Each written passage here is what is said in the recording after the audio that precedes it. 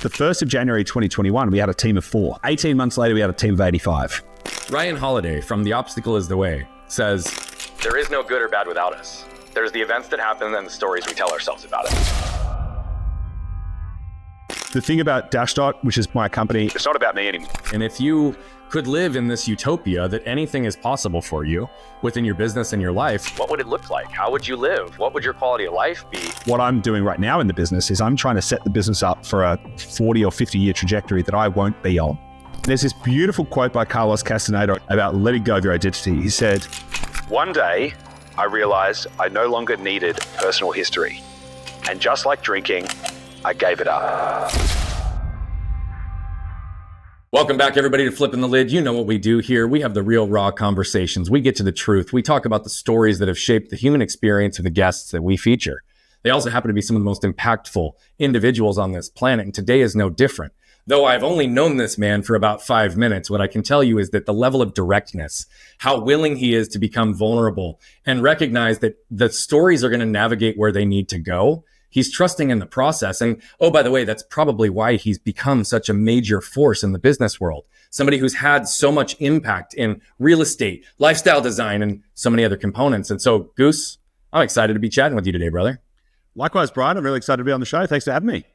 Well, I didn't give very much of an intro based on who you are, but one of the only questions I ask every single guest is, who are you in your words?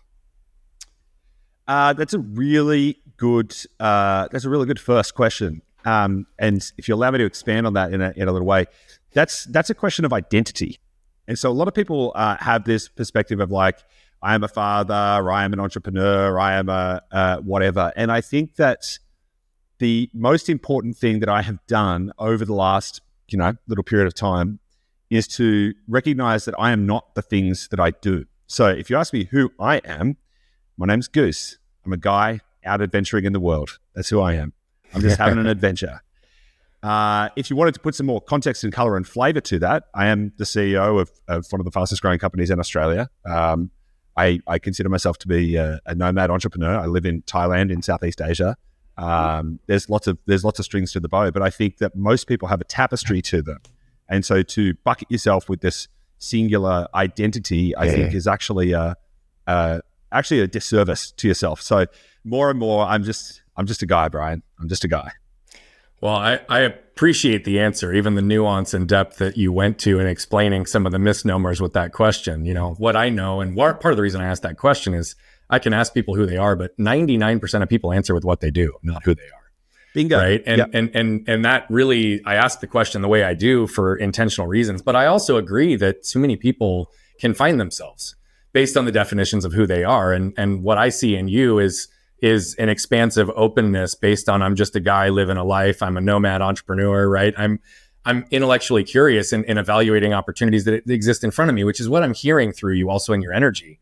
Yeah. And I consider myself to be an adventurer. And I think that is an important thread for people to think through as well. So to interrupt there, I've always considered myself to be an adventurer. And that doesn't mean that I go and climb Mount Everest, right?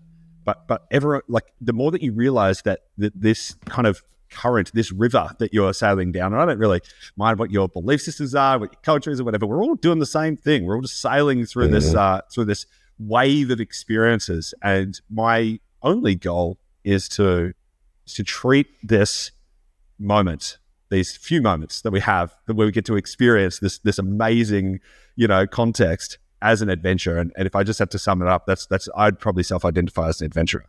I love that. How would you define being an adventurer and nomad, by the way? So two very different things. Specifically, I've been fairly nomadic my whole life in the sense that, well, not say my whole life, but basically since I left home, I didn't have a fixed address for 10 years. There was like a long period of time where I literally lived out of my car, and that wasn't when I would consider myself homeless. I went through a period of homelessness and drug addiction and all this kind of other stuff as well. But I've always moved around quite a lot, and I've never liked to specifically stay in one place too long. Not because I have a fear of attachment, but because I have a desire to ensure that I am living my life in a way that gives me the maximum levels of fulfillment. And so the concept of a nomad is that you occupy a space whilst it's giving you what you need. And that is not a parasitic way of thinking about things. Mm-hmm. That is a pragmatic way of thinking about things. So, for example, I don't like the cold. I don't like living in cold weather. Like, me neither. By the way, I have no desire to. Yeah, I have no desire to. I don't like it. So, I had 10 years of continuous summers. I'd spend the summer in the northern hemisphere and the summer in the southern hemisphere, and did that backwards and forwards for 10 years. I currently live on the beach on an island in Southeast Asia. Why? Because I prefer it to be humid. So this is the context that allows us to choose the environments that we place ourselves in, and that necessarily leads us to have a more expansive view around permanence. And so that's why I think of myself as nomad. The adventurer thing I think is really interesting. And I know that on this show you explore like a lot of different topics around business and lifestyle design and all those kind of stuff. So basically, how do we become better people in the world? Yep. And I think that seeking adventure is something that a lot of people need to give more consideration to. There are a bunch of different characteristics of adventure. I worked out there was 7 key characteristics of adventure. I haven't got them all written down because I didn't prep for this, but like some of the key characteristics is that you need to be pushing yourself outside your comfort zone. There needs to be an element of risk. There needs to be an element of growth.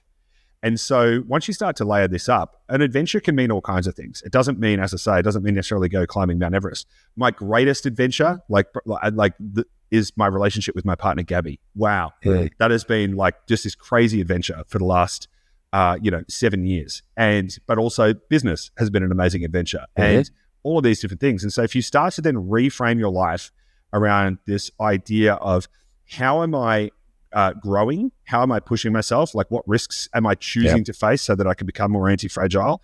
All of this kind of stuff, you start to then layer up where you have this, you end up with a life that is so wildly beyond anything that you could have preordained. I mean, growing up as a kid, I used to read adventure stories, like people exploring jungles or whatever. And I decided really early on that no matter what happens in my life, I want to get to the end of it. And I want to have lived a life that was worthy of the most fantastic adventure novel. Everything from like your Indiana Jones. I just wanted to get out there and get amongst it. And so, again, you don't have to go to the extremes and trek solo across Mongolia or something like that to say you've had an adventure. It's about how do you approach your life in an adventurous way. Yeah. With curiosity and wonder, right? Which so many people lose after their, infancy years in this world. I had a really early experience in my life. I don't know how much you know about me or my story, and I'm not going to go into it because we're here for you, but I want to give you some context. I was run over by a truck when I was 7, almost lost my arm. It was reattached, 24 surgeries. Today I get to use it, right? It's been a really unbelievable story. It gave me a really healthy relationship with mortality, right? And kind of an early perspective in life to live based on a lot of what you just outlined as an adventurer, as a nomad, and really trying to maximize whatever is in front of me.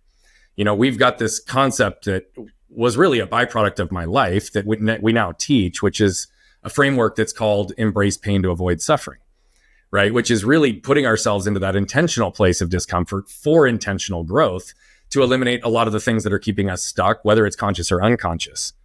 You, however, seem to have been able to understand the power of choice as it relates to the path that you want for yourself, your life, your adventure, your environments at a seemingly early age.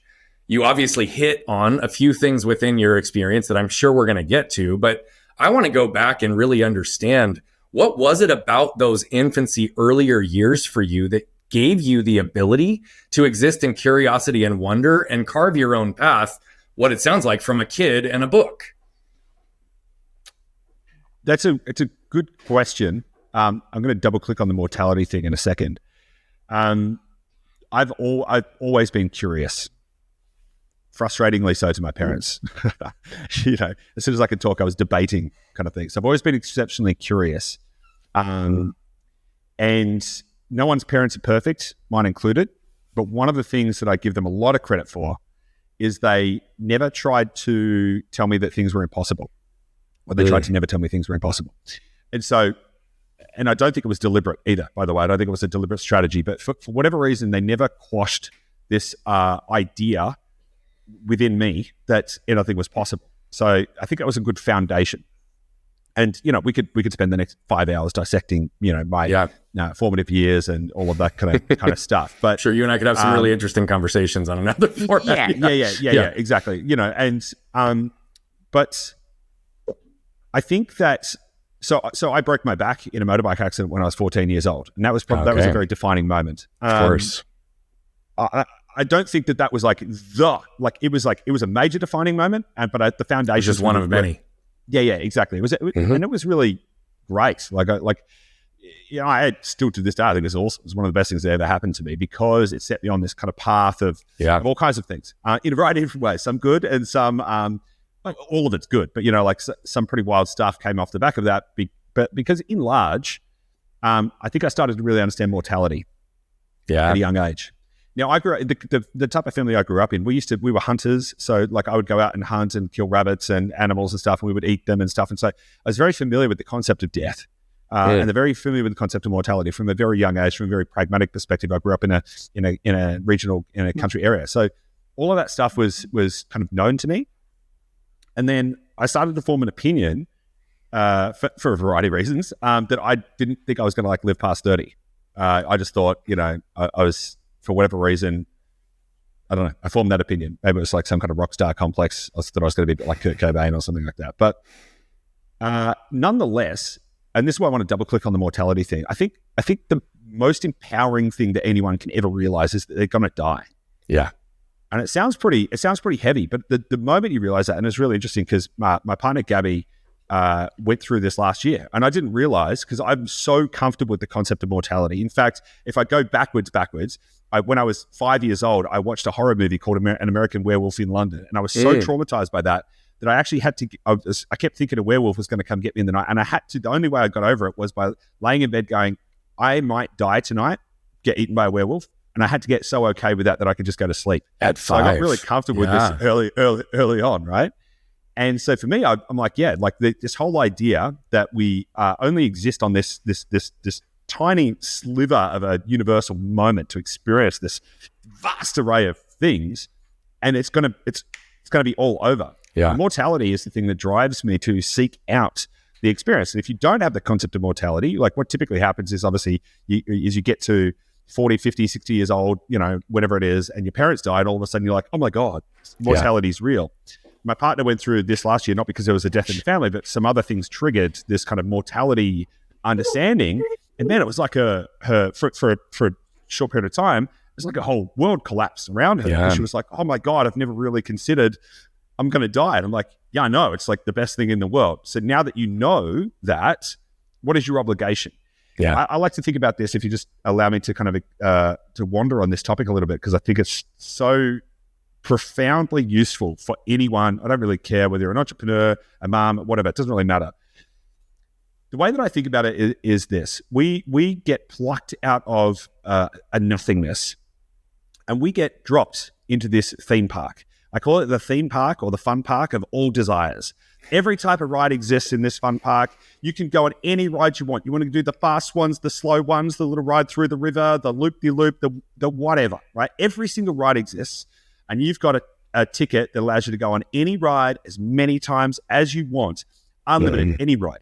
Now, some rides, they're further up the back, so you have to travel a little bit further to get to them, okay? So they're not all just there right in front of you. So some are going to be a little harder to get to. But here's the catch. You can go on any ride as many times as you like, but you don't know when someone is going to take you out of the theme park. At some point, someone's going to come up and tap you on the shoulder and say, your time in the theme park is over. You're out.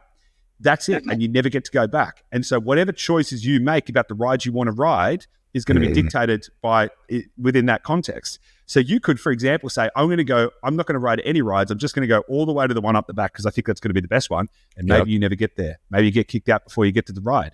And somebody else might say, oh my God, I might get kicked out any moment now. I'm only going to do the rides that are right in front of me, and I'm just going to do them over and over and over and over and over again on repeat. Right. But then, these are all the choices we get to make about how we live our lives.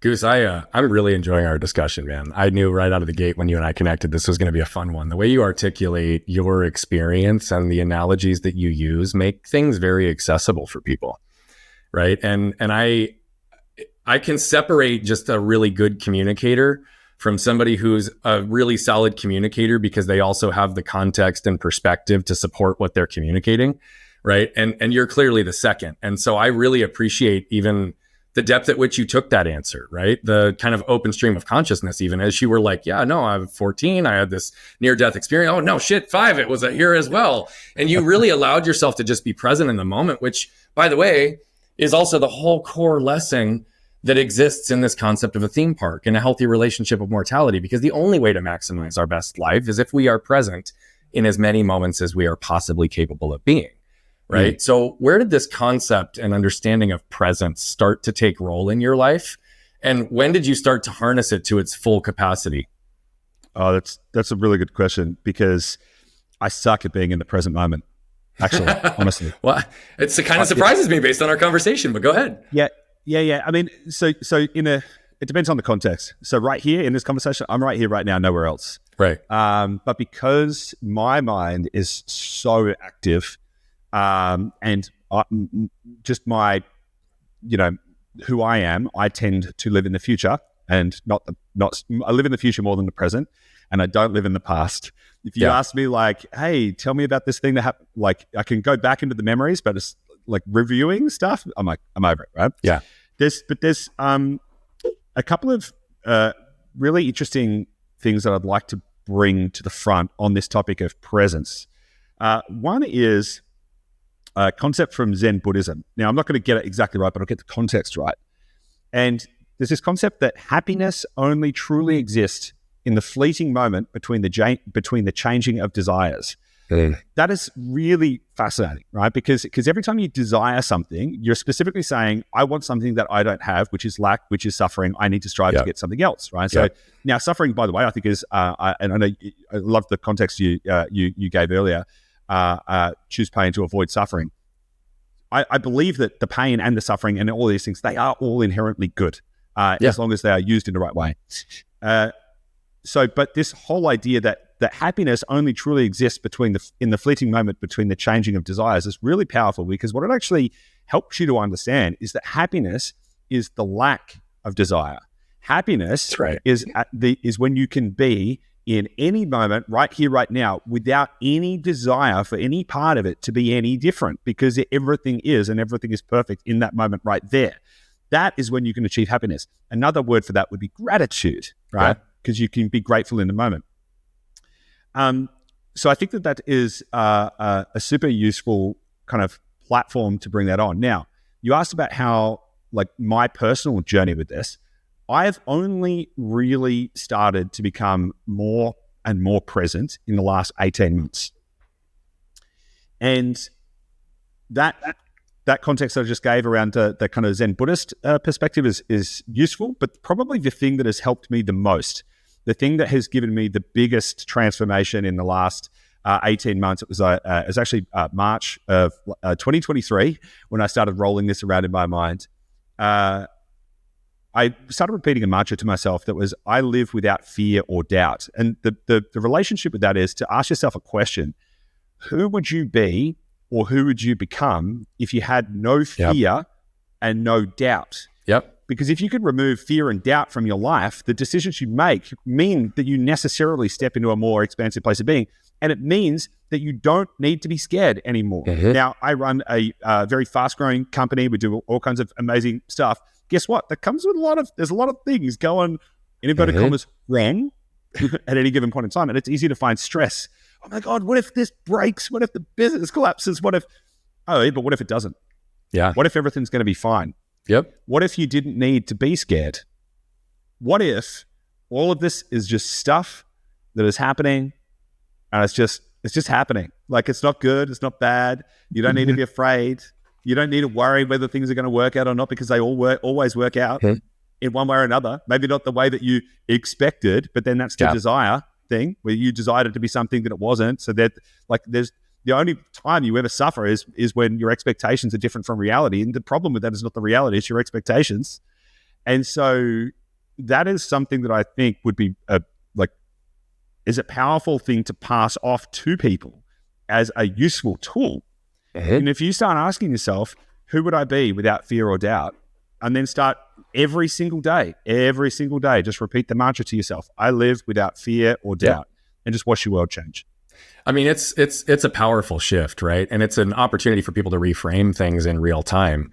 You know, we have a whole concept around no limits, which is ultimately about let's remove all the restrictions and limits that are perceived, right? Doubt, fear, financial constraint, the capability, whatever, timelines even, right? Like just remove it. And if you could live in this utopia that anything is possible for you within your business and your life, like what would it look like? How would you live? What would your quality of life be? And how do you kind of shift through those moments? You know, I think it's interesting, and I would like to actually go deeper on this concept with you when you talk about, oh, I'm not normally this really present person. It's only been in the last 18 months. And the way you contrasted it was with this idea that you're like, I mostly live in the future. Yeah. So here's the thing. I also live largely in the future. However, there's a time and a space that I allow myself to go to those spaces, to dream, to focus, to envision. And to your point exactly, I've got a phrase, be where my feet are. Right. Which to your point, it's like, look, we're here in this interview. We're here right now. There's nothing else matters. I'm here in this moment. All of me is here in this moment, which means my time for thinking into the future, envisioning what's going to happen, what the impact we can have, the life that I can have isn't taking place in this moment. When I'm with my kids, there may be some of that through the dialogue and discussion, but what am I doing? I'm being present as a father, right? In those moments to genuinely be there.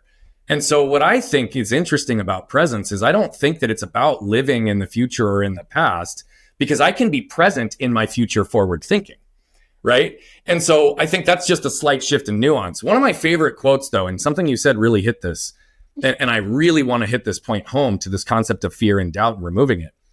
Ryan Holiday from The Obstacle is the Way says, there is no good or bad without us. There's the events that happen and the stories we tell ourselves about it.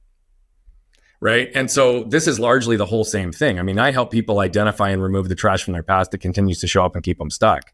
We help them transform that waste into wealth and really identify the stuff that they don't even know is there from a conscious perspective. And so this ability to see the world, again, it comes back to even your first approach. It comes through curiosity and wonder. It's not about looking at all of the things that could or would go wrong. It's about allowing yourself and giving yourself permission in the space to envision what if it all went right. And that is such a powerful shift. Is that something that you've always had in your life? And if it wasn't, when did you start to actually utilize this no fear and no doubt mantra to allow yourself to actually look at what could be possible? So I've always been optimistic. Okay. I've always been optimistic. And I think that being an optimist is a competitive advantage. Yeah, I agree. Think it really is. Because our brain is wired to see threats. But the thing is, it's not threats on an even weighting. It's typically 2 to 8 times more inflated than they actually are. Mm-hmm. And so we're programmed to see the world pessimistically. Everything's out to get us. So to have an optimistic bias is to start to have some way to pull against that internal programming to get you some way closer to reality. Mm-hmm. And I think that is really important because some people have that and some people don't. And there's something I wanted to just in what you were saying about how you help people turn their waste into wealth. And effectively, they have a lot of stories, right? They have all these stories around who they are. They have stories around, and it really comes down to identity. I think identity is, and we started the conversation on identity, and I think it is. A lot of people have these identities of I am this type of person, or I am not worthy of X, or these types of things only happen for other people, right? Which is an inference of identity as well. And you know, the passing this this viewpoint of rear-facing, present, and forward-facing mentality. By the way, I agree with everything you said. Like, I am a very present in the moment person when I'm focusing on the thing. I like to say sky level to eye level. Right. So I totally get that, but I think it's about where you live when your thoughts are uninterrupted is probably the right way to think about it. And a lot of people live in the past. You're right. Most do. Most people do. And there's this beautiful quote by Carlos Castaneda. I just pulled it up. I've got it written down for me to think about every now and then. And I love it, right? Because it's the context of this is about letting go of your identity. He said, one day I realized I no longer needed personal history. And just like drinking, I gave it up. Yeah. And I was like, man, that is so good, because most people have this identity that they've formed that is based on the past and lives in the past, and they use that to inform their future. And in fact, their addiction to this idea is no different to an addiction to alcohol or drugs or any other kind of thing. It's like people have this addiction to a woe is me mentality and all of this kind of stuff. If you can just let it go, there's no judgment around that, by the way. Like, I get it and I empathize. But what the individuals who are experiencing this need to realize is that it is something that they can give up. It is actually not who they are. It's true. It is an external force that they've bolted onto themselves, which is shaping their perspective of the world. Bingo. Now, if you can understand that and you can deconstruct that and you can take that away and you can realize that that is just something that you can just decide not to have anymore, then what you're left with is you're left with a purity of view on the world. And I'm not perfect, by the way. I have my moments of stress and frustration and all of these kind of things, right? So no one's perfect. Yeah, exactly. I'm human. But as you can start to realize that that these emotions that you feel, they're separate from you, and your identity, the less you have an identity, I will put it up there, the better you are going to be, because you're able to fit within the world a lot easier. So I think, as I mentioned, the whole live without fear or doubt, that was March 2023. I started rolling that around in my mind. And the last, 12 months since then have been a real, I would say, a transition to calmness is what has happened from that. I'm a person with an anxiety bias. And over the last 12 months, I've moved further and further away from that kind of programming internally because of that. But then if I go backwards, I would say an optimistic kind of characteristic is something that really sets you up for success. Is that useful? Very useful. And it's congruent. It's deeply congruent. I mean, again, that's the trash from people's past, I often say, isn't their fault. It just becomes their responsibility once they, realize it, or they become aware of it, or they're burying others in yours. Why? Because it's generationally inherited. The trash from your past is typically the emotional triggers, behavioral patterns, and environmental conditioning that have caused you to have a set of beliefs that you have only further validated because of your armor and protection that separated you from the truth. You articulated it so well as it relates to so much of the work that we do, because guess what? Most people compare themselves to a standard that's not even their own. It's their dad's, or it's the external world's. Most people have visions, dreams, beliefs that aren't even their own, right? I'm working with a client right now, and she's 50 years old. And literally the first time in her life, she's actually living her life based on her terms is right now at 50 years old, right? And so this is the pattern that really does keep people stuck. And it's obvious the work that you've gone through personally to get there. You did reference the business that you've built, and why I want to start there. And I'm going to go to the business component, but it's really the story that is articulated through it. You went from homeless to 20 million in 4 years. Yeah. So why don't you give us a little bit of a feel for, again, not to live in the past, but just the context and nuance of the story so that people can relate that led to the homelessness, and what was the shift or the pivot that you made internally to then create such dramatic growth over the course of seemingly a short period of time? Yeah, I will talk about this in a different way than what I usually talk about it. Normally I talk about, hey, I was broke, I lived here, and we did this, and then we became successful, and it's that whole kind of rags to riches type story, which is powerful. But the question about how did I get there is really important. So it's now seven years ago, I was living in my office, on the floor in my office. I was addicted to drugs and alcohol, and just not to celebrate it, but just to give it some context. At that point in my life, I'd wake up in the morning, I'd do about a gram of cocaine, drink about half a bottle of vodka, and then I would go and have my coffee and get started for the day. So I'd do that before I get out of my room. Yeah. So that was obviously not great for my health. The question is, how did I get there? That's a really interesting question to ask. The way that I got there is that because over the last, I would say the preceding decade, but also more specifically the preceding 5 years, I lost my sense of true self. My identity that I was living was not me. I was living other people's expectations. I was living other people's goals. I was trying to be someone that I inherently was not, because that's what I thought other people wanted me to be. I've been there. There was there was all kinds of stuff happened, right? Mm-hmm. But if I really cook it down, it's because I lost who I was. As a result, I had no love or respect for myself because I wasn't me. There was me masquerading as someone else, and because I was like, I'm not good enough to be me, therefore I will be this other identity, which I don't like. I was using drugs and alcohol as a way to cope with the fact that I wasn't even being myself. Yeah, man. And so that's how I got there. That's how I got there because I wasn't being true to me. Now, fast forward a couple of years. Well, so about 7 years ago, I met my now partner, Gabby, right? She met me when I was in that state. God knows what she saw in me at that time, but hey, I'm glad she saw something. And it wasn't some epiphany moment. Oh my God, I've just found love and now I'm sober. It took a couple of years before I got sober. And the transition point was after a couple of years, she turned around and said, look, I can't watch you kill yourself. So I'm not going to tell you what to do. You're just going to make your own choices, but I'm not going to sit around and I can't do this. So I'm going to go and, just let me know how you go sort of thing. And I realized for the first time that I had something worth, because I didn't care about myself. I didn't love myself. Right? I didn't care that I was drinking myself to an early grave. Who cares? But all of a sudden I realized that it was more important for me to keep hold of that relationship than it was for me to continue to wallow in that suffering. So I made a choice. I had something that was more important. Now, the most interesting thing happened after that. Now, that was March in 2018. And we were out working on a festival site. She went back to Melbourne, blah, blah, blah. A couple of weeks later, I met up with her and I said, look, that's it. I'm going sober. I'm sorting myself out. And it was a bumpy road, but I went cold turkey at the start for a couple of months. And anyway, but there's a whole bumpy road story there as well. But the most interesting thing that happened to me was in the month after I got sober.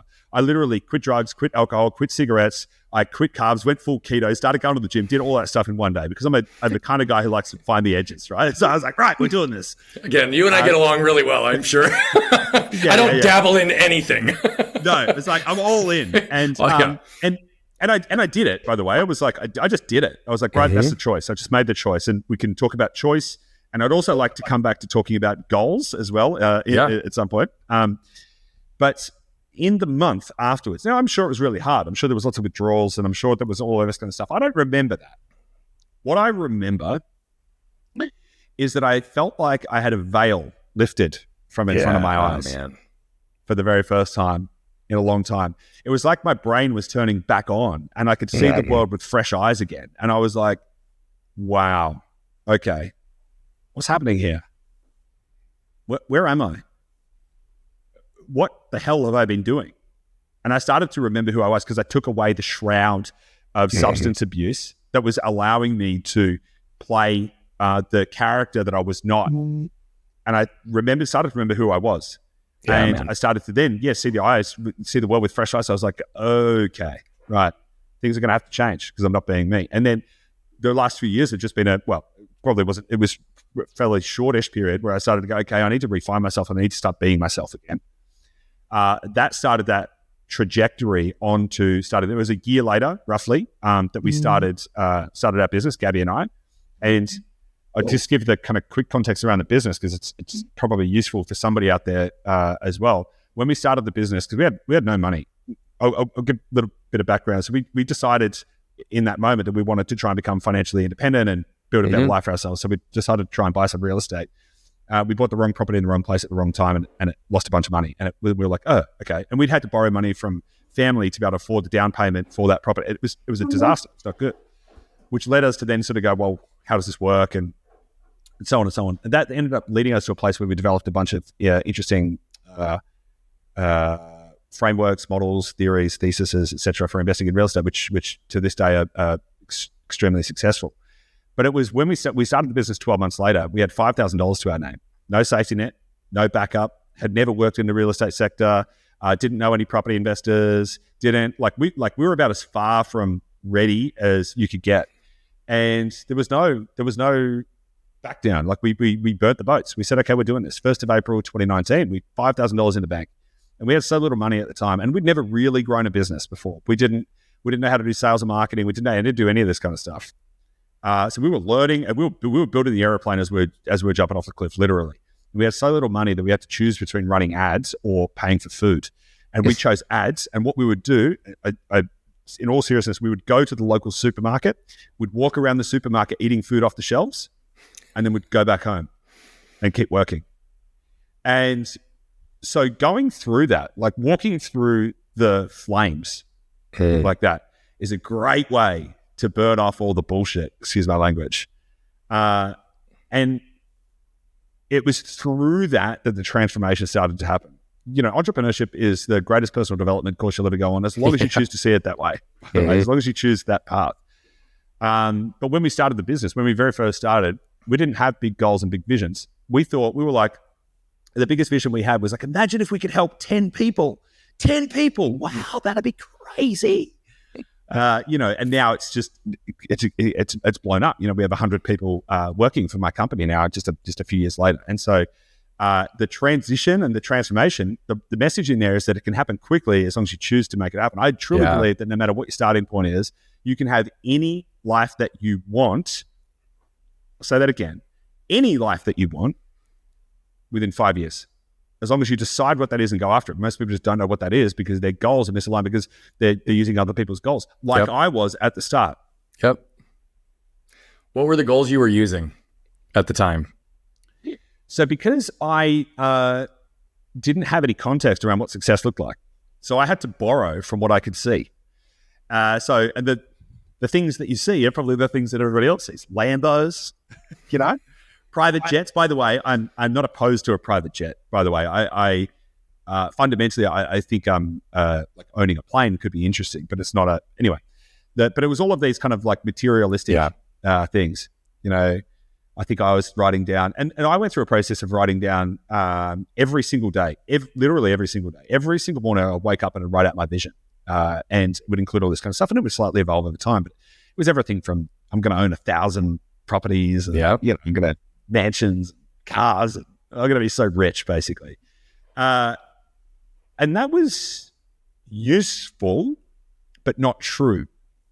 And it was useful because when you don't understand yourself well enough to be able to define what your real goals should be, what you can use is dopamine to fuel you on that path of understanding.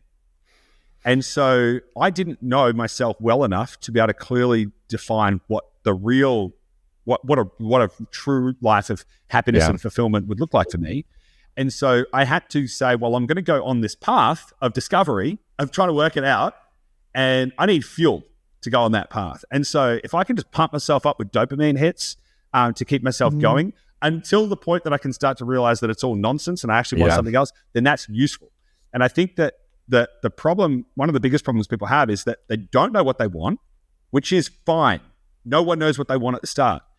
But because they don't know what they want, they get too scared to even set any goals because they're like, but what if that's not what I really want? And so they set no goals. Yep. And just here's the permission that I want to give if you're listening to this. You won't get it right. If you go and set some goals right now, you won't get it right. So stop worrying and start setting them anyway. Give yourself something to walk towards until you can find a better goal. Because otherwise you just don't do anything. The other side of goals that I find really interesting, and it's a concept that we get deep into with folks, is that largely those who even do set goals, the majority of them set goals where they're protecting themselves, right? They're setting goals within targets that are like so within reach that it doesn't really challenge the conventional thought of like, how do I get there, right? People who need to lose 20 pounds say, I'm going to lose 10 pounds, right? And then they fall to the lowest common denominator instead of really swinging for the fences to see what could be possible if they applied all of themselves to it. And I hear the nuance of that even in the way that you're talking about it. It's like not only get clear on your own goals, but allow yourself and give yourself the permission to envision the exact life, regardless of what it is, that aligns for you. And so if you were living in other people's goals, then what are your goals now? It's a good question. So back to the comments I was making earlier, that happiness is only truly found in the fleeting moment between changing of desires. You know what happens when you become desireless? It's a bit disconcerting. It's quite disconcerting. and I'm not saying I've reached some sort of Zen state of enlightenment, not by a long shot, but my life is awesome. I overlook the ocean in on a tropical island. I have enough money to do the things that I want to do. I'm not extravagantly rich, but I pay for stuff without having to think, can I afford it? I just pay for it. That's fine. I have enough money to just do the stuff that I want to do. And I sort of found myself recently, I've been questioning my goals a lot over the last, say, 18 months. Because I realized back in March last year, which is when I started thinking about that I live without fear or doubt, I started realizing that even then, most of my goals weren't based around what I thought would fulfill me. They were based around things that I thought might be big enough to cause me to want to keep applying effort into my life to chase something. And I didn't want that to be true anymore. What I wanted to do is I wanted to create a life of fulfillment. And then I started asking myself, well, what would be required for that? And I started to realize I had most of the things anyway. It was all here, which is great, because then you're not choosing a goal for where you can get to. You choose a goal because it's an accoutrement to the life that you already have, which is very different. Because most people set goals because they want to change their life from a current state into a future state, whether it be a weight loss goal or a wealth goal or whatever. It's like, I'm in a current state that I don't necessarily like. Therefore, I have a goal to get myself into this other state, which I will like, ostensibly. The problem with that is, number one, the when-then fallacy, i.e., when I have $1 million, then I'll be happy. No, you need to be happy to be happy. $1 million is just $1 million. It's got nothing to do with your happiness. Yep. And, I was achieving goals. I've been achieving goals. And every time I achieved a goal, it was like, okay, great. Like, what's next? It was never fulfilling. And so I started to realize my life really is amazing. It's not free of stress. It's not like there's lots of stuff going on, but like ostensibly I started to think, like when we moved into our place here in Phuket, it's a great example. It's amazing. It's not a big mansion. It's a 2-bedroom apartment, but like I suddenly was like, wow, this is amazing. Then I started to ask myself, right, where are we going to move next? And I was like, what am I looking for that's not already here? I was like, anything from here is going to be a marginal improvement. What, slightly bigger? Like, who cares? And so that's been a big change for me, to the degree that, as I mentioned, I used to write down my goals every single morning, and I've done videos about it, morning routines and this and that and the other. I don't do that anymore.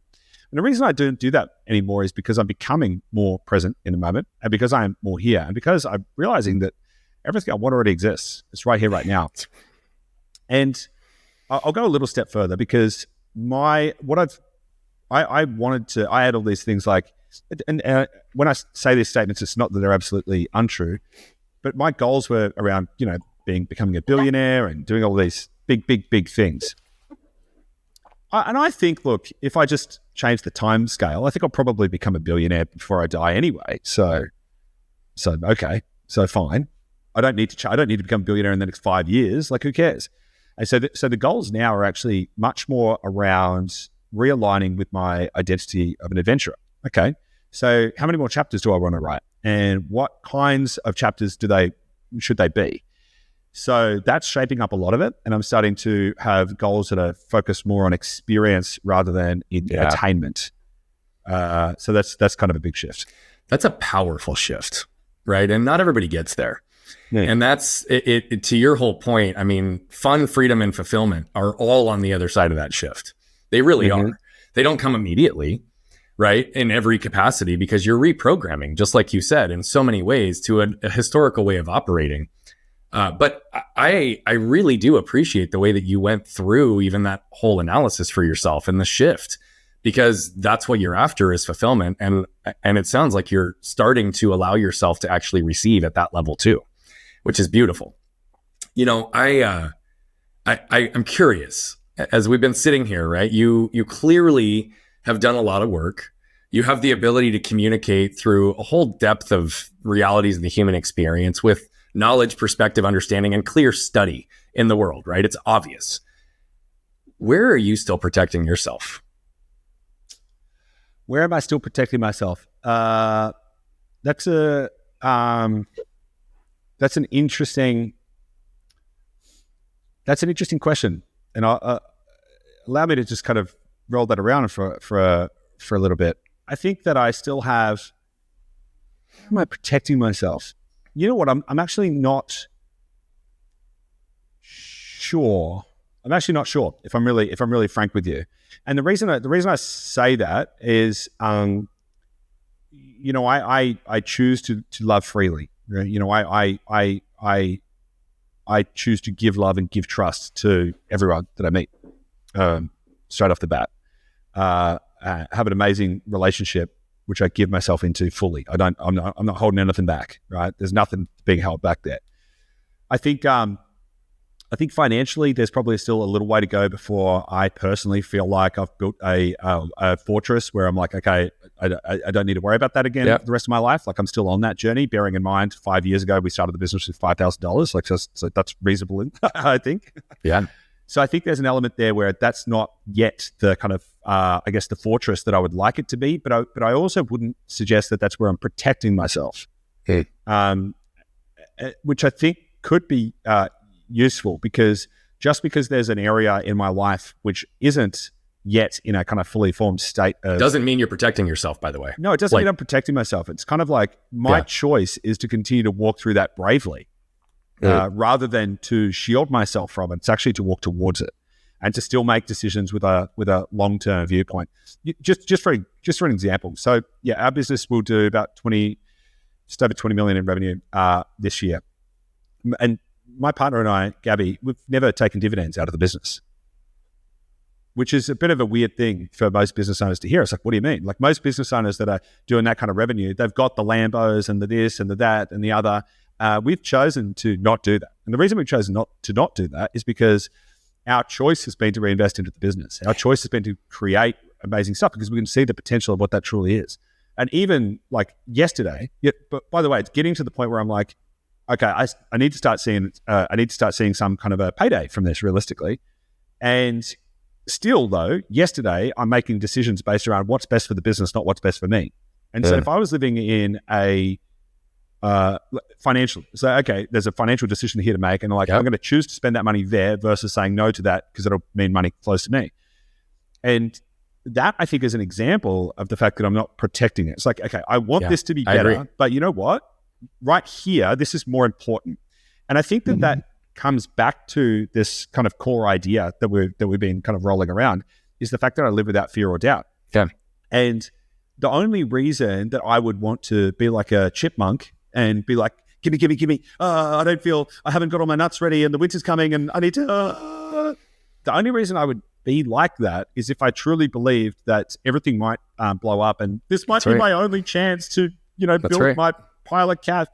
But if you just accept that, like, it's all good, like it ain't over unless you quit and all this kind of stuff. So it's like, okay, well, I mean, I might, in inverted commas, want a different scenario to be true right now, but it doesn't actually need to be true. Just because I want it doesn't mean that it needs to be that way. And so I don't actually know that I'm protecting myself in the way that was framed up. Yeah, which I think is completely fair. I agree with you in the way that you described it as it relates to the financial side of it. What I also see though, and I picked up on it as you said it a little while ago, here's the reality. You realize that it's not about you. It is about you, but it's bigger than you, right? And so what does that mean? You recognize that just 4 or 5 years ago, you were homeless, started this business with $5,000. And the element of pride that I heard was not about the 20 million. It was the 100 people that you're employing. Oh yeah. Your energy shifted. It's very interesting. I mean, I've clearly picked up on that. And so that's something that I actually want to pause and honor, because what have you just done? Your decision to not take dividends ensures a future security and safety for those that you're employing, as well as more opportunity for wealth generating activities to exist for more people under what you've learned. And what I hear is a big focus and passion to utilize all of your experience and wisdom and to be able to allow others to not have to learn the lessons in the hard way that you had to, but to have the opportunity to learn from your experience. And you also recognize, again, this goes back to the relationship with mortality. You just described that you're living almost your perfect life. You have this beautiful place that you overlook. You have a partner that you love. You have a growing business that you're enjoying and is challenging you, right? And so you're not afraid of losing it. You're living and existing in it. And you're investing in future stability around that so that you can be in a place where at some point you're like, cool, now I can do whatever the fuck I want, which is essentially what you're doing now, but you're still laying the foundation to scale your life. Yeah, so it's an interesting point. And so for a lot of people, we could talk about money and all that kind of stuff for a while, but for a lot of people, the financial component of it's not the whole thing, but it certainly is going to frame up a lot of stuff in your life. But a lot of people think that they have to become rich to become financially free. Yeah, and that's not true. It's not true. It's not true. I've worked out the way I've defined it, that there's 3 stages. There's financial confidence, financial security, and then financial independence. And all 3 are very different. And the first stage doesn't require that you have any money. It just requires that you have a mentality that you'll be able to work it out. Yeah. And I think that I developed that early on. And so, at a base level, I can walk in my mind into a scenario like, what if we lost everything? Like, what if everything just blew up tomorrow and we lost everything and we're sitting here in Thailand and all of a sudden we have no business anymore and it's all over? What then? Am I going to feel ruined? No. Will I be disappointed? Of course I'll be disappointed, right? But because to your point, the thing that matters far more to me than my than stacking pennies in the bank for me is like how many people can impact. And really, the thing that enriches me the most is the people that we're serving as our clients, but also the people in the business that I really, really genuinely care about. But for me, it's kind of like, okay, so what would happen then? What would happen if we just lost it all? Geez, I don't know. Like, I'd probably just go find some other way to make some money, even if it's like not a lot. That's right. I don't need a lot. Even if it's like a couple of grand a month and I'm living in Uzbekistan or something, who cares? Like it's another chapter in the book. And so the detachment from that is the liberation that you need to let it go. Yeah. It's the truth, man. And I love how you communicated that. You wrote down a very interesting answer that I'd love to unpack with you. I don't typically reference everything on these intake forms. It's just a quick way for me to get to know somebody. And I don't know if I've ever said this on the show before, but I actually don't do research on anybody beyond the intake form. Why? Because I don't want any bias coming into an interview, right? I want to be able to have the opportunity to just be real, raw, and see where the conversation goes. But one of my questions is, what is your biggest problem in life or business in the intake form? I don't ask everybody that question on the show. I just always like to know. But for you, you wrote down escaping the status quo. How do you define the status quo? And why is it important, or why is it a problem for you to escape it? So, yeah, maybe I misinterpreted the answer on the form, but I believe I am escaping the status quo. But I think it's kind of the biggest thing that most people need to kind of discover. Got it. The status quo. Yeah, the status quo. Yeah, I mean, I think I'm doing it. I'm railing against. It goes to the whole conversation we've had today. But if it sounds like maybe you did misinterpret the way the question was written, which was totally fine. That's why I wanted to ask, because I was like, okay, I just want to understand this a little better. Yeah. No. I think I am escaping the status quo. But I think, yeah, you're right. Like the undercurrent of this whole conversation is exactly that, which is why when that was standing here looking at me in my face, I was like, I have to ask him about this. Like, how is this his biggest problem? It seems like he's fucking doing it. No. And if you want to re-ask the question, what's the biggest problem? So I want to ask that question then. So what is your biggest problem in life or business? And you're probably going to say something like, I don't view problems as problems anymore. I view them as... I get all that, but legit, bro. I'm trying to get through that. I'm like, I think it's something. I'm like, that's not really a problem, is it? No, that's not real. And I'm like, man, I'm actually struggling with it because I'm so in that frame. Like, if I really kind of cook it down, I mean, it's scaling problems, like in the business. The reality of growing a business is that we've never taken outside investment. It's an impressive run you've been on, bro. I mean, 4 years to 20 million. Like, honestly, I hope you celebrate that. Let me change that a little bit, because yes, we've been in business. It would be 5 years on the 1st of April, but in 2020 we basically went back to zero. Like, we had a 97% loss of revenue, 94% of our clients refunded. Oh, wow. We basically went back to zero. Yeah. And man, we were back to eating beans out of a can all over again. We couldn't even afford a full-time employee in the Philippines. Our assistant IME has been with us since basically day one. She had to go part-time. We couldn't even afford her. Yeah. But the 1st of January 2021, we had a team of 4. 18 months later, we had a team of 85. So the growth has really only been since the start of 2021. Yeah. So it's really only been 3 years. Yeah. And that is important to understand because, as I say, we'll do over 20 million this year. That kind of growth is capital hungry. Growth eats profit. You don't just say anyone who's a business owner that's listening to this that thinks that if they get bigger, their problems will be solved. They won't. I had a friend of mine who's a business owner. He's doing like roughly 5 million in revenue, and his business was on fire. Like everything's wrong and everything's breaking, and just, and he's stressed. And I was like, dude, and I was trying to help him, and he was basically said, when I get to 10 million, everything will be okay. I said, why? He said, because I'll finally have enough money to be able to solve all the problems and do all the stuff.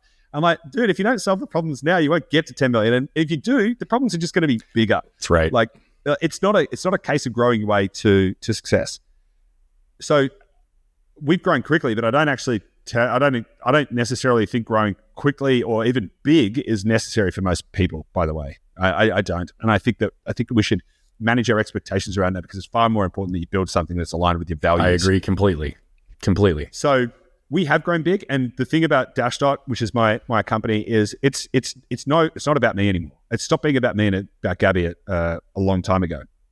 We realized that a while ago that we could sell the business and invest the cash in an index fund and sail off into the distance a long time ago. And we realized it was never about us. And what I'm doing right now in the business is I'm trying to set the business up for a 40 or 50 year trajectory that I won't be on. Because my trajectory as an adventurer, right now, I spend half of my time thinking about riding a motorbike around the world. Yeah. And that's not to say I don't love my business. I love it so much that I'm trying to set it up to be the best version of itself without me, because I don't want it to suffer if I go do something else. So I need to make it strong enough for it to become the business that it can be without me. But back to the challenge, like when you grow so quickly, it's capital heavy. And we've invested outside of just like the kind of normal capital heavy stuff. We've invested over the last few years over $5 million in R&D to develop. We've had to invent entirely new technologies that don't exist anywhere in the world. We've teams of scientists and developers and stuff inventing entirely new things that don't exist so that we can better serve our clients. That's where all the profits go, right? Bang. And the reason we do that is because we know that the macro impact is far more important than us going and buying a nice house or something.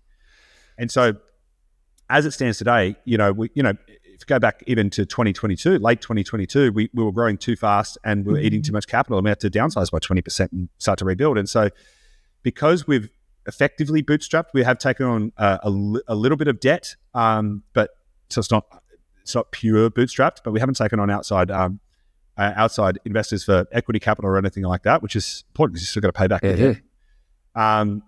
That's the kind of biggest challenge, is how do we grow into our ambitions with the constraints of the capital that we have? That's the thing that kind of holds us back a little bit at the moment. However, what's interesting is I think we're finally at the inflection point that we've been seeking. We grew really quickly, it got really messy, and we had to sort of downsize a little bit. And like 2023 was about just trying to get the business healthy again. And I feel like we're sort of right in this moment right now. We're on a cusp of a transition where a lot of that stuff is gonna be fine now. So the business has reached a level of maturity. But I'd say that's probably the biggest challenge, because if you take the financial component, and if I could just click my fingers and we had another $10 million sitting in the bank, then most of the challenges that I kind of think about would probably be a lot easier. Yeah. But I'd also just put a word of caution on that. The money doesn't actually solve everything. And in fact, in almost every case, a lack of money actually drives a better outcome. Yep. Because if you've got too much money, you'll just throw people at problems or whatever. Or you'll do things in a way that is not effective or innovative. And it's the constraints that actually make the successes. So as much as I would like love to click my fingers and have X million more dollars just sitting in the bank so that we could just tidy a few things up and shave off the edges a little bit and make things a little bit nicer, I'm also grateful that we don't. Yeah. Because it forces us to operate within a set of constraints that makes us stronger and healthier. And again, I am not the business and the business is not me. And if you're an entrepreneur, you should remember that too. But I'm playing a 40, 50 year game with the business. And so I need to think about, what does this business need? Not what do I need? What does the business need in order for it to be a truly iconic company that goes the distance, that defines an entire category? What does it need? And I'm not the business. So I have needs, but the business has needs, and I need to put those first. Yeah. Well, I mean, here's the reality too. Whether it's personal income, whether it's growing a business, like money just amplifies whatever is. Right? Good or bad, it amplifies it, right? And so for you to realize that we got to get the business healthy to be able to be ready to scale, you're reestablishing foundations, you're creating new systems and processes, you're finding where the blocks and the waste within your systems exist to allow you to have the opportunity to continue to grow, right? You just throw money at the problem in some cases, and all you're doing is amplifying the problem because you just said it. It's like you could throw people at it. That doesn't solve the problem sometimes or often.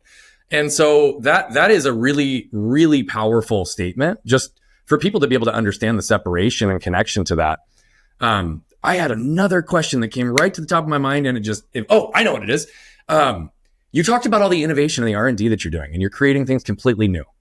I'd just love it if you could give us one example of an innovative approach that you guys created, brought into the world to be able to have that sustainable change. I love innovation. I love creation. So I'm just really curious, in a traditional real estate bucket, what does that look like in your business? So one of the benefits when we started the business is we didn't know anything. And we didn't have a whole bunch of people telling us what to do. So we approached real estate with a blank canvas. And we just asked ourselves, like, how does this work? Like, why do some properties go up? Why do some properties go down? How would you find a good property? What is a good property? You know, in all this kind of stuff. Yeah. And so once we got our first client and he gave us money, you know, a lot of business owners, when they make their first sale or whatever, they're like, yeah, no, this is real. Look at us. Woohoo. I was terrified because what I had someone who said, I trust you more than I trust myself to help me achieve the future that I believe that I want and deserve. It's not a goal to buy a house. It's a goal to achieve financial freedom. And, you know, we're good people, but I was like, you know, and there are a lot of like sharks and stuff in the real estate space. You know, it's a pretty grimy industry. But I was like, even if our best intentions, like even if we had the absolute best intentions, what if we stuffed this up? Like, what if we just did everything? We acted with pure love and we still got it wrong. What's that going to mean for this guy? Yeah, we could destroy his financial future, his financial prosperity. And so there was an element in that where I was like, oh my God, we need to get so good at getting this right that it becomes like we just continuously reduce the statistical probability of us getting it wrong, just because I care so much about other people and the genuine mission we have to help people transform their personal circumstances. So then it became a question of like, well, how do we do that? So we had to invent technologies that could allow us to. So in real estate, it's a very ambiguous space. It's the largest asset class in the entire world, and it's the least understood. Some people believe you can't time the market, and you don't. Like, it's a very complicated market. Very, very, very, very complicated. Far more complicated than, say, shares and stuff like that. So we firstly developed some technology that allowed us to identify optimal market timing. So we could get into a market just before it started to take off. Mm-hmm. So it'd be like flat, doing nothing for ages. We could see, okay, that's about to do that. And we've been able to do that consistently for 4 years now, like consistently. Fine. We then went, okay, that's great. So now we can find the right property in the right place at the right time. But what's next? Well, the right property in the right place at the right time for you as an individual is going to be different from what it is for me as an individual, because the right piece is actually going to be right for your circumstances and your goals. So then we were like, oh man, we need to develop technology to be able to work that out. So we developed the very sophisticated real estate portfolio planning technology, which is about to become AI enhanced, and we'll have and all this other kind of stuff. So then we could go, okay, so based on your circumstances, now we can then shave that back a little bit. We go, okay, the right property is this. And then we said, okay, it's great to know when to get into the market, but realistically, you've got to know where the market's going. Like, what if you need to get out of a market before it crashes or something like that? So how do we then start to look into the future? So then we developed a real estate forecasting and predictive model so we can accurately predict or forecast the real estate at a suburb level or a neighborhood level for you in Australia, any suburb in Australia, 15 months into the future. So now we can actually see where the markets are going before they get there, which is wild, because then not only can we help an individual identify what does the optimal property portfolio look for that individual based on their circumstances and their goals, we can then find the right property that matches the portfolio in the right location to get the maximal upside based on whatever constraints they have, and on a very personalized basis. And then also work out how do we make sure they're not exposed to risk and we can get them out if the market's going to change. And we know far enough into advance that we can make that accurate decision. So all of that's pretty wild and doesn't exist anywhere in the world. Yeah, no, I mean, I love it, brother. As we kind of wrap up, coming towards the tail end of this amazing conversation, I know that you've got a podcast, you've got a book that people can learn from. So what is the best place for people to follow you, continue to learn from you, get the knowledge and wisdom so that they can live that limitless life that you talk about in your book? So in 2024, I'm producing less content because I'm more focusing on a few other things. But what I would say is if you want to learn about business stuff, go to my YouTube channel, YouTube at / Goose McGrath. There's a bunch of videos on there to help you grow your business and become a better person. Kind of very in line with what you talk about, Brad, I think. If you want to focus more on the kind of personal development side and how to really start to change your perspective on what's possible for you and how to craft a truly compelling life, then I'd say go to blog.goosemcgrath.com or just Google search the Wild Goose Chase newsletter. I have a newsletter. It's a blog. You can go there. There's lots of really great stuff in there. It's more focused on the personal evolution side than the business side. And if you want to connect with me on socials, Instagram is the best place. Just search Goose McGrath and you'll find me. Beautiful. And we'll put all of that in the show notes. As we kind of wrap up here, I'd love it if you could kind of leave us with a closing thought that you want our audience to sit with. The closing thought would go back to the mortality piece. Because in order to truly try and work out if you're living a life that's worthy of you, you need to go to a place where you're standing at the final moment of your life. And you've got to ask yourself, if you look back over your life, are you going to be lamenting all the things that you didn't do, all the desires that you had that were left unfulfilled, all of the situations that you wish you'd done differently? Or are you going to look back over your life and just say to yourself, I'm proud of you? And I think if you can do that, and everyone knows I say that, just to be able to sit there at the end of your life and just say to yourself, I'm proud of you. You did it. You lived a good one. If you can do that and really start to think about that, should start to shape your decisions. And if you wanted some frameworks to kind of use that on, you need to start thinking about your values. Mm-hmm. Because values, living in perfect alignment with your values is far more important than anything else, money or any of this other stuff. So I would encourage people as a final thought to go there, pretend it's your last day on earth, look back over the life that you've created and ask yourself if you're proud. Yeah. I love it, brother. I'm proud of you and just what I know about you so far. And I'm grateful for your time on our show today and sharing your knowledge, your wisdom, and really your stories that others are going to be able to access, learn from, and grow through as it applies to their own. So thank you. My pleasure. Thanks for having me on. It's been fun. Yeah. And for those of you that saw Goose flip his lid and jump in, we saw the real honest truth. We saw moments of congruence as he was saying things out loud and caught himself. He took the full circle of perspective and understanding. And though he doesn't live in the past, he's learned from it. We always say that the stories that matter in your life are the ones that you pause long enough to pay attention to the lessons you can extract so you can become intentional in how you apply them moving forward. That's how you get clear on your identity. Stop living into other people's dreams and standards, just like Goose articulated. See, you can go from being homeless to having whatever you want, wherever you want in the world, in as little as 2 to 5 years. It's possible for each and every one of you, but what does it require? It requires you to flip open your lid and scan your can. What you can probably tell by now is that I love telling these stories, but what I love even more is the impact that's coming from them. You see, we're on a mission to impact over 1 billion lives as quickly as possible, but to do that, we need you.